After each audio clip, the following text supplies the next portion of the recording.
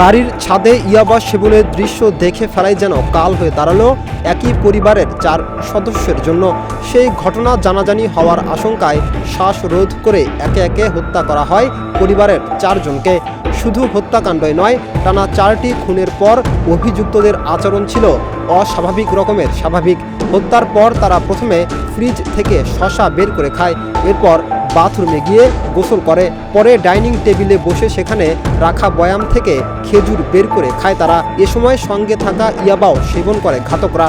এরপর তদন্তকে ভিন্ন খাতে প্রবাহিত করতে পুরো ঘটনাটিকে ডাকাতির ঘটনা হিসেবে সাজানোর চেষ্টা করা হয়, কিন্তু পুলিশের তদন্তে একে একে বেরিয়ে আসতে থাকে হত্যার নৈপথ্যের নানা চাঞ্চল্যকর তথ্য।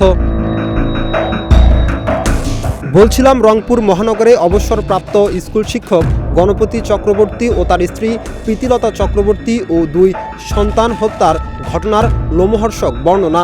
বৃহস্পতিবার এই হত্যাকাণ্ডে অভিযুক্ত মুগ্ধ দাস ও সিদ্ধার্থ দাস নামে 2 জনকে গ্রেপ্তার করেছে পুলিশ। সম্পর্কে তারা আত্মীয় এবং 2 জনের বাড়ি নগরের কোতোয়ালি থানায় মাসুয়াপাড়া এলাকায়। রংপুর মেট্রোপলিটন পুলিশের বর্ণনায় উঠে আসে আরও চাঞ্চল্যকর তথ্য।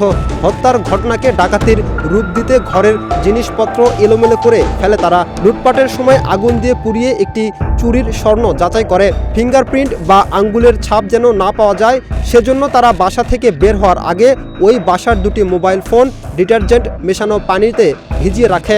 বৃহস্পতিবার দিবাগত রাত থেকে শুক্রবার ভোর পর্যন্ত তারা এই কাজ করে। এরপর জুমার নামাজের সময় যখন রাস্তা ফাঁকা থাকে, তখন তারা লুণ্ঠিত স্বর্ণ অলংকার নিয়ে বাসা থেকে বের হয়ে যায়। যাওয়ার পথে মন্দিরের পেছনের একটি পরিত্যক্ত জায়গায় তারা স্বর্ণ অলংকারগুলো লুকিয়ে রাখে, যা পরে পুলিশের অভিযানে উদ্ধার করা হয়।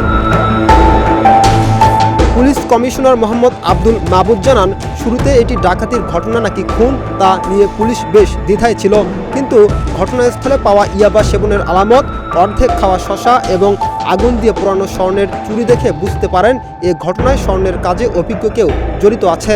তিনি বলেন, সিদ্ধার্থ স্বর্ণাকারের দোকানে কাজ করতেন। তাদের সন্দেহ সত্য বলে প্রমাণিত হয়েছে।